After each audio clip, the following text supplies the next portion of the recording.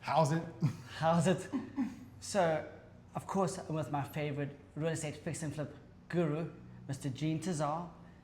And today he's going to explain to us why this is such a good rental price and some benefits behind it and what he's done to get it ready for market. This is something people don't recognize about apartments. Apartments now need very much to have fixes that are more like houses, because apartments are not just a rental anymore. A lot of apartments now, people are living here for 10, 15, 20, 30 years. A lot of people can't afford to buy a house much more than was before. They'll just be renters forever. So they expect more of their rentals. Part of the things that we're looking at, if you would like to see here, would be double pane windows. Ooh, ah. These double pane windows are the types that were made starting from the 2000s, about 20 years ago. Before that, it was all aluminum. When I started doing real estate about 17, 18 years ago, most of the time it was okay to have aluminum windows. But now, a lot of people expect to have double pane windows. They expect them, and even for apartments, you would have them. So this unit does not have central heating and air. A lot of them do not have it as well. But we are starting to make more things like wall ACs. We're starting to maintain wall ACs because people are expecting to have ACs. You have to have a furnace, but you don't have to have an air conditioner. The next thing I want to point out when we're getting an apartment ready for lease is that I want to show this wall. Typically, you may or may not be able to see that there are some imperfections on this wall, but because this is a touch-up paint. A lot of people would do spackle. You can take a look here. This is spackle. So we're not yet done with the finishing touches, but this spackle was just put on, so just to fill in the holes, but it wasn't painted over. So when you paint it over, a lot of times people say, why don't you just do touch-up paint? Well, touch-up paint, it will come across. You can actually never look at painting from the perspective of cameras or film, because you actually cannot see it. Because it doesn't show the shadows correctly. You have to see it in person. Painting is one of those professions you must see in person. It's extremely important. Even from this angle here, now I can see the imperfections. But from over here, it kind of seems just flat and dull. Yeah, this is what happens when people just kind of spackle themselves and they say, oh, landlord, you don't have to paint again because I did whatever to the thing. I do have to paint again. I really do. And would you do that if somebody's about to move in here, Gene, and they say, you know what, Gene, it doesn't seem like it's been painted. I'm just saying that because I can see some of the imperfections aren't being finished off or so forth.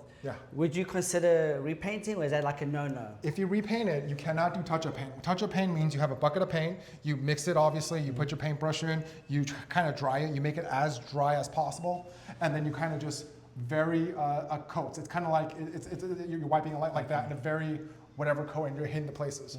You can mostly only do touch-up paint on dull paint. This is dull paint. It's the reason why we use dull paint. Dull paint is the only one that you can do touch-up paint, and it looks the least bad. And if it's only a minor thing, touch-up paint will work, but there's two parts. It's not just touch-up paint, it's also texture. So when you spackle, I can see that, the texture of it doesn't match the orange peel. This is considered orange peel texture, and this is considered spackle, and this is smooth, and this is orange peel. It doesn't come across. So when you do touch-up paint, these don't come off. So part of what you want to do when you paint, if it's too far gone, then you would retexture it, which is more money, just spray texture on it. And what you also have to do is you have to go corner to corner. And why is that, Gene? You don't have to paint the whole room, but if you go corner to corner, you can hide it. Because people's eyes can tell a difference between this texture here and this texture here, but not between this and this. These are two different faces. You can get away with it because this is not as bad because this is not used as much. So if you just repaint a wall to wall here, you can prevent from doing the whole thing. And when you're finding a painter and you're hiring them to do the work, you have to make sure they're doing the work and they're not just saying, I'm going to reface a couple of them and maybe you won't notice. And because they don't have to paint the whole thing. It's labor and it's also just the cost of the paint itself. So when you're about to lease a site, you don't do a full repaint. You only do a touch-up. Am I correct, or am I missing something, Gene? I do a full repaint, but if I don't want to do a full repaint, what I do is I do corner to corner. It must be corner to corner. It's almost never touch-up. Something else I want to point out. As a rental property, even for just a rental, extremely important. Your kitchen cannot be bad. This is a nice kitchen, Gene. Yes. I even think. This is new cabinets. This is brushed nickel handles that are better. You have this whole thing that you would normally have for a house. You have stainless steel undermount sinks. These are good. You have stainless steel appliances. As I mentioned, people are living in apartments for a longer period of time, and as a result, they expect nicer things. These are finishes you'd have for a house.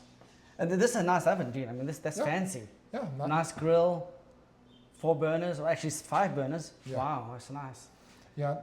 Usually for apartments, we come with refrigerators. I don't normally include them. So it's usually, you can keep the refrigerator here if it works. If not, you can bring your own. It's not something that we usually comes with the property. So it's in this case, the previous tenant did have their refrigerator, so we'll go keep a refrigerator. They can keep it as long as they'd want. Gene, if they want you to supply a refrigerator, of course, are you marking up or are you adding the cost and the deposit? I heard that from LA, where a lot of property managers would rent you a refrigerator and they'll charge you an additional amount of rent for the refrigerator, which is mildly insane.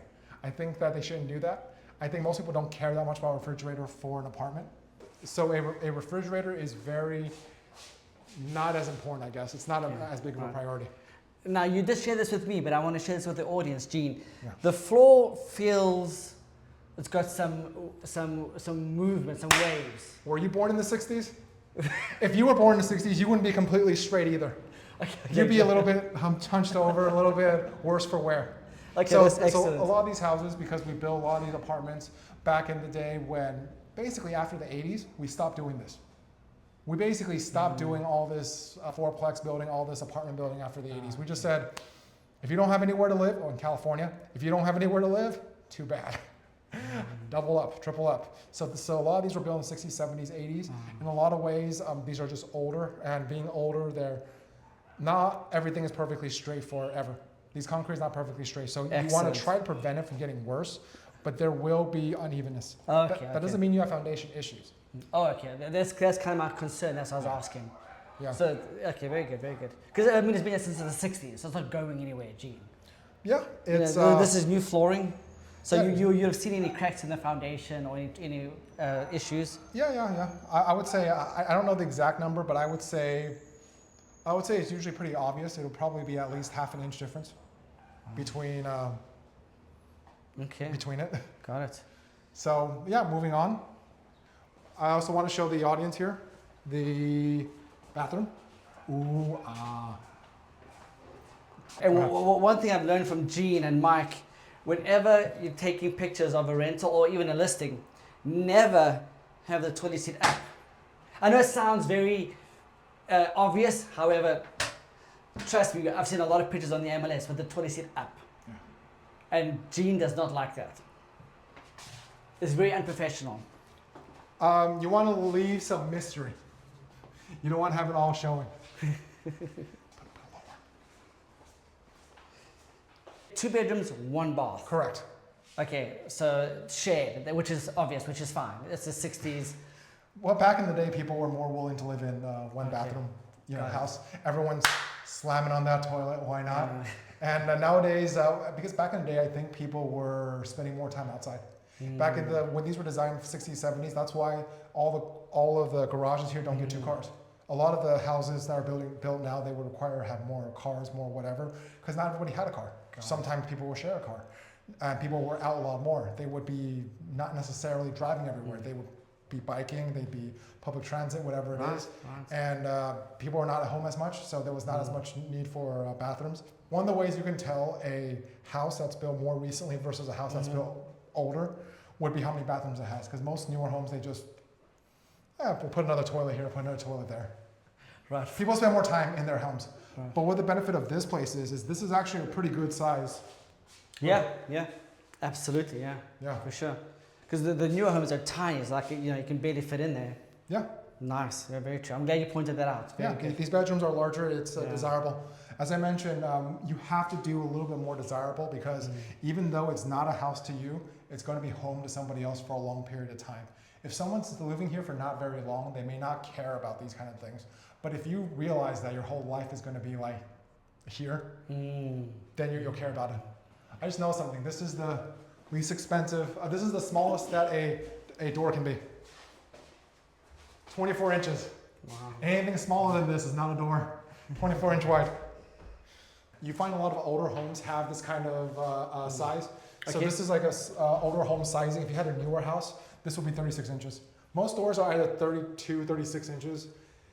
They can do 24 if that's all they want to put in. So that's all they want to put in. Nice, Gene. There's not even a door here. There's just the frame. So last one here is the so-called master. It's what I like about some of these older homes as well as the closets here. The closet here is quite nice. You have larger closets. You have a good amount of space here. You have a direct access to the patio. The patio. And Gene, this room does feel slightly bigger. I know it's the master. I know it's kind of states in the office. Yeah. However, because it seems like we walk from one to the other, that does seem a nice bit bigger. Yeah, we had to clean up this patio. And what's funny was, number one is, I don't know why they allowed a tree to grow here. That's mildly insane. This close to the house. You have a stump, you have a big old, that stump is massive. That tree is massive. That tree is probably big as some of these trees back here. Yeah. These trees are all massive. Interesting thing about this house is that this is a little bit of a flaw in the design, is that normally in the bottom you have what's called a weep screed. A weep screed is basically where you have the water from the stucco, because stucco is porous and it absorbs water.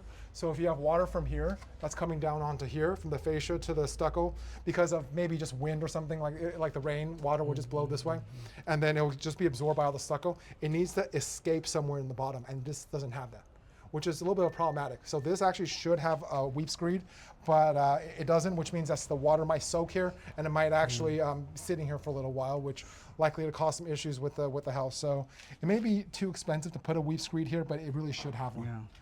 I want to point out something else too. The jurisdiction that you live in matters. Okay. The jurisdiction that you live in matters. Because when you live in a bad jurisdiction, then sometimes they'll charge you for things just because they can charge you. In certain negative jurisdictions, I will not reveal which one we're in right now. We had this hose bib that was leaking because this was full of stuff. So we didn't even see this hose bib. This hose bib was leaking, and we got a bill for $1,000. And I said, what? And then we just looked for it for a little bit. So we couldn't find it. It took us about 2 months, and we actually found, it's this thing right here. And this thing right here, it was leaking. So it was water coming out of the bib. We capped off the bib, and the cost went down. But we never got any of the money back for any of our of it. Even though a city, when they have their utility department, when they have it, all they're doing is billing. The city utilities are just billing. They're just sitting there with paperwork and doing billing and accounting. They're not actually going to go find water for you. They get water from the state. They get water from other municipal sources.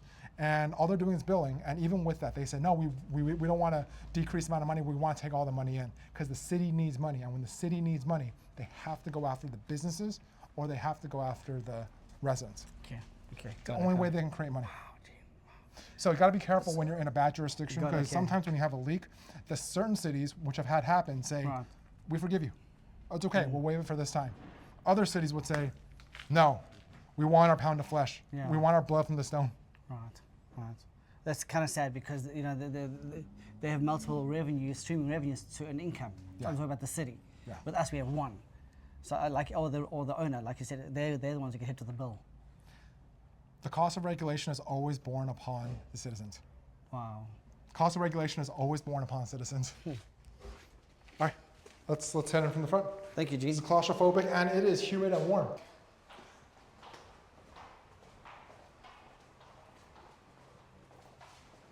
Do you want to be in the courtyard? Yes, that would be nice, Gene. Okay, Mr. Gene Tsair. Yeah. Every renter's first thought is how much?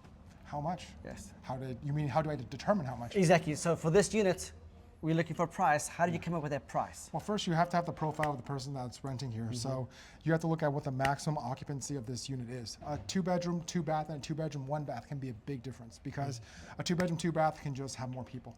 A 2-bedroom, 1-bath usually only lends itself to either children or having just maybe 2 roommates max, 2 adults max, maybe 3 to live comfortably. So because of that, you get a look at how much of the rent it is, so how much rent that they can afford. Typically, when you're looking to rent something out, it's going to be 3 times the rent that you pay. Additionally, it's going to be, you look at the proof of income, which is how much money they make. You look at proof of assets, which is how much that they have they have in the bank. And then you would also look at their credit profile. The credit profile would be their ability to repay. So first is how much you make, and then second would be how much that you have in the bank.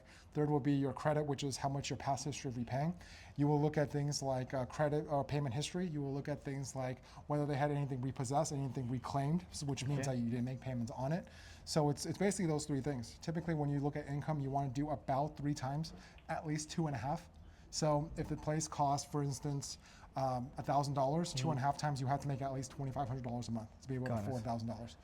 2.5 is being a little bit more allowance, whereas 3 times is a little bit conservative. Okay, so that's kind of your standards for the ability to pay. Is that 3x? Okay, very good. Well, Nice. 2.5 or 3x. Yeah. It really depends. And mostly when you look at something like this, the cost of it, basically, if you look at what just minimum wage is, quite honestly, in California, then you'll find that if you have 2 working adults working full-time, they'll be able to afford it. So that's one of the reasons that the price for the houses have a floor. It's because, especially the 2 bedrooms, because if you have 2 working adults, just 2 roommates, they don't even have to be, together, they're just 2 roommates, they can afford a 2-bedroom, 1-bathroom, 900 square foot, they can afford the payment. So the payment for this, I would say, is going to be about $2,400, $2,400 per month. So if you took the math of what I just told you, that would be 2.5 times that would be, what is that, $6,000 a month. So that means their income has to be $6,000 a month. That means that each person has to make $3,000 a month, right, for 2 people. Right. So gross. So assuming you don't have a lot of other debts and everything, it's gross, not net. You got to make sure that their other debts are kind of in line. They're not crazy. So $500 car payment is okay. Used to be $300 car payments. So Gene, the number $2,400, how did you come up with that number for this unit? I'm telling you, the one of the ways that you do it is because this is called very basic housing, 2-bedroom. So one of the things is that it's what the income can afford. So part of the thing is that they have to make about $6,000 or more to afford this place. And if 2 people are working a $20 an hour job, they can afford it here. No, so what I meant was, you know that this unit is worth $2,400. How did you come up with that number? Is like the MLS, we do comps, you pull all the different other rentals from the area, and you do a breakdown from that, and then divide it by, say, there's 6 units that are available at X amount of money? You do, but how does everyone else determine value? Everyone else determines value by what it is that the person that will live here can afford. And here it's going to be people who can, if they make 2 people make $20 an hour working full time, they can afford it. Okay. So that's why all the rents, they are close to that amount, because that is the fundamental type of person and how much they will be able to afford that they can earn that will live here. And so yes, you look at comparables. You look at what everyone else is offering for, and that's a very easy answer. Just to say, how much should I sell my car for? What's everyone else selling their car for? What should I lease my house for? What's everyone else leasing their house for? So Gene, you've got a new kitchen, Yes. well, fairly new. Yes. Bathroom looks very nice. Yeah. New flooring. Yeah. Wouldn't that kind of push the price up a little bit, or is that something that just adds value to get it rented quicker? No, it does not, because that's kind of just what tenants expect now. Tenants are living here for much longer than they used to be. And because of that, these are considered, okay, when you're looking at apartments, there's usually A, B, or C apartments. So A apartments are apartments that you have people that are professionals or young people trying to buy the first house, or people who are corporate relocation or whatever, A class, new, whatever. B class, this is B class. B class means that it's probably at least 30 years old to 50, 60 years old, and a lot of people live here their whole lives. That's what a lot of B class is. So many people who live here are just renters their whole lives. Usually they don't move up. C class are basically slums. We don't deal with slums. We deal with B class. We don't have many A class. We mostly have B class. Right. These are B class buildings. Thank you. Yeah. Excellent, Gene. That was good. Is there any other questions for our lovely audience here? Yes, I learned a new term. Everybody double parks here because parking is so hectic in California, especially in where we live, in the Los Angeles and Orange County area. You sometimes have to double park to wait for a parking spot. It's a little bit of a dirty secret, but how do we know the population of Southern California? With all the undocumented people? Yeah. You look at the water use, you look at the sewer use, you look at this is third world country stuff. In a lot of ways in Southern California, we're using third world country metrics because people don't trust like Russia or China when they say we have this much or that much or South whatever. Africa. Or South Africa. So how do they tell how much economic production do they? So how do they tell? They look at how much oil they're using, they look at how much concrete they're using, they look at how much brick, how much sand, how much food they're consuming to know how their economic activity is. How do we tell now? We look at sewer usage. We look at water usage. We look at electricity usage, gas usage, and these indicators show us that in Southern California, we probably have about 10 or 15% of the population more than what they say. Okay. We have so many people living in these kind of units. Sometimes a unit like this that we just saw will have 7, 8, 9. I know of a unit like this, 3-bedroom, 1 bath, single family house, normal family. They cannot afford it. It's father, mother, mother's mother, mother's father, and 3 children. So multiple generations. Multi-generation, 7 people in a 3-bedroom, 1 bathroom, less than 1,000 Shame, square that's feet. sad. Yeah, that's sad. Yeah. But this is Southern California now, and we will not solve this problem. So we're going to have a bunch of people into these places, and it will be a lot more density than what the numbers show. Gene, thank you, legend. That was awesome. Yeah, we need to get out of the sun. And on to the next one. Yeah, on to the next one. On to the next one.